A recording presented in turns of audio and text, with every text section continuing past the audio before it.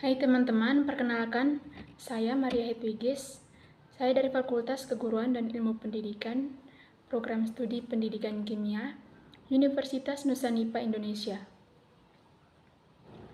Nah, pada kesempatan kali ini, saya akan menjelaskan bagaimana proses sintesis ATP yang terjadi di dalam mitokondria. Nah, proses sintesis ini sendiri terjadi di dalam mitokondria, tepatnya pada bagian F1, F0, ATP sintesis.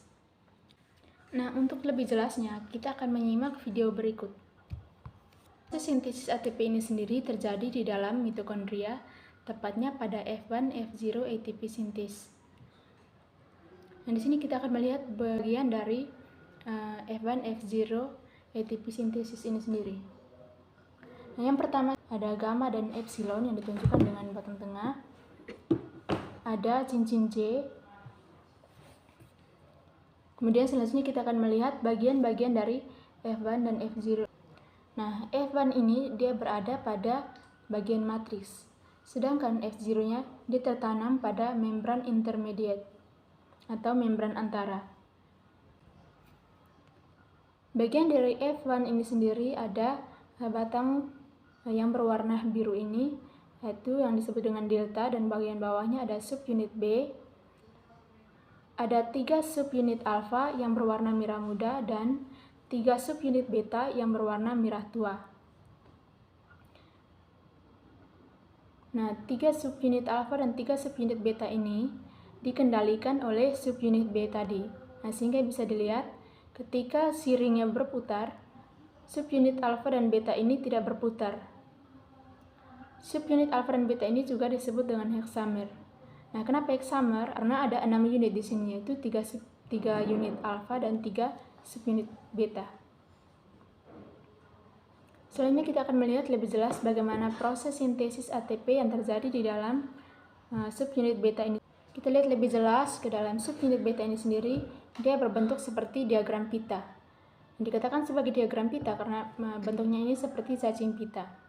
Di sini juga disebut dengan situs aktif, di mana dalam situs aktif ini terjadi pembentukan ATP yang bermula dari ADP. Untuk lebih jelasnya akan diperbesar bagaimana proses pembentukan ATP dalam situs aktif ini. Di sini kita lihat ADP-nya masuk. Nah, ADP ini sendiri merupakan adenosin difosfat. Yang kita tahu bahwa adenosin difosfat ini strukturnya itu dia mempunyai 3 bagian, yaitu ada adenosin atau adenin yang merupakan basa, fosfat, dan juga ribosa yang merupakan gulanya. Nah, adenosin difosfat ini atau ADP ini dalam situs aktif dia diikat oleh ikatan hidrogen. Ikatan hidrogen ini dia mengikat antara ADP dengan asam amino dalam rantai beta, dan juga ada 2 molekul air, yaitu yang berwarna hijau ini adalah 2 molekul air.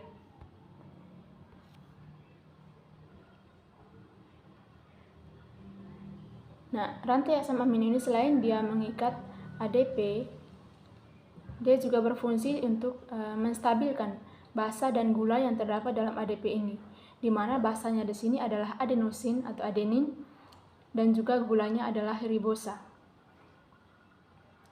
Setelah ini kita melihat di sini ada bulatan berwarna kuning yang disebut dengan magnesium.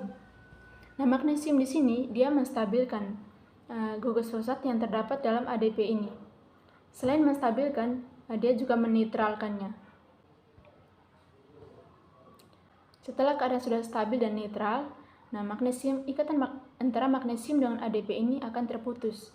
Kemudian akan datang lagi anorganik fosfat.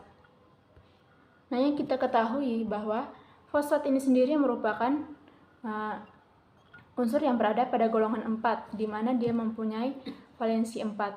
Karena dia mempunyai valensi 4, sehingga di sini dia mempunyai 4 cabang. Nah, salah satu cabangnya ini dipromosikan ke dalam ADP ini sendiri, sehingga akan terjadi perubahan pada struktur ADP ini sendiri.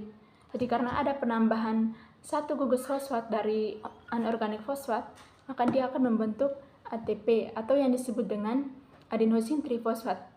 Jadi di sini dia bukan lagi 2 fosfatnya, tapi fosfatnya sudah bertambah dengan 1 jadi menjadi 3 fosfat, sehingga disebut dengan adenosin trifosfat. Nah, pembentukan ATP ini setelah selesai, ATP ini akan dilepas, kemudian asam amino ini dia akan menyusun dan mengikat kembali ADP dan membentuk ATP kembali dengan fosfat anorganik. Jadi proses pembentukan ATP ini akan terus lanjut untuk membentuk ATP-ATP lainnya. Setelah kita mengetahui atau melihat tentang proses sintesis ATP ini sendiri, nah berikutnya kita akan melihat perputaran dari C-ring ini atau cincin C-nya ini.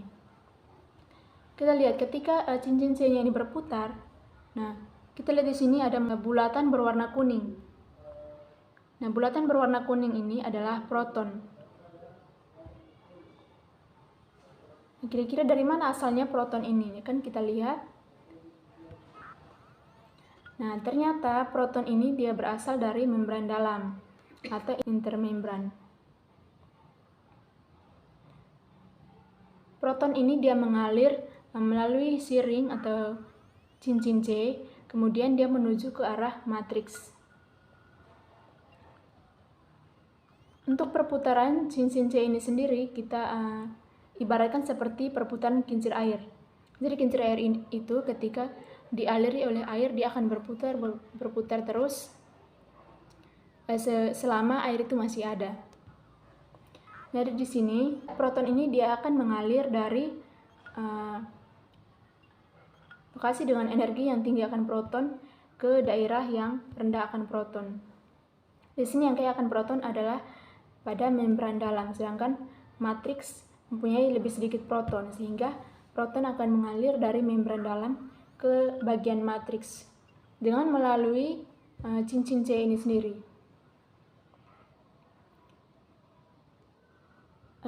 Dari sini kita perhatikan untuk aliran protonnya ini dia hanya mengalir satu arah. Di sini ketika C-ringnya berputar terjadi pembentukan ATP dalam subunit beta ini sendiri.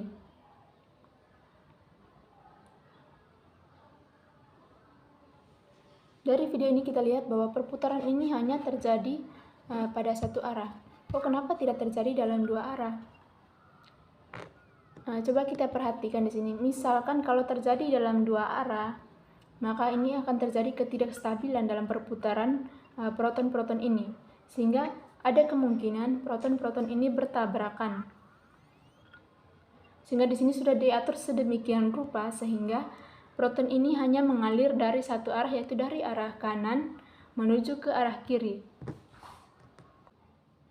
Nah, di sini selanjutnya kita akan melihat bagaimana jika proton ini dia mengalir searah dengan jarum jam. Di sini ada tanda merah, artinya di sini tidak diperbolehkan untuk beralih searah dengan jarum jam. Karena jika dia searah dengan jarum jam ini, maka akan terjadi ketidakstabilan perputaran protonnya, sehingga ada kemungkinan protonnya saling bertabrakan. Karena ada yang searah dengan jarum jam dan yang lain lagi berlawanan arah dengan jarum jam. Jadi dalam perputaran protonnya ini mengikuti aturannya, yaitu mengalir satu arah. Dan C-ring yang di bagian bawahnya ini dia akan menahan gerakan proton, sehingga proton yang akan bergerak ke atas itu akan dihalau oleh C-ring yang berada di bawah sini. Jadi sekarang teman-teman telah melihat bagaimana proses pembentukan ATP ini sendiri, juga bagaimana C-ring itu bisa berputar, aliran elektronnya seperti apa. Nah, jadi teman-teman, sekian penjelasan dari saya. Mudah-mudahan dengan adanya penjelasan ini dapat membantu teman-teman memahami bagaimana proses pembentukan ATP ini sendiri dalam F1, F0 ATP sintesis.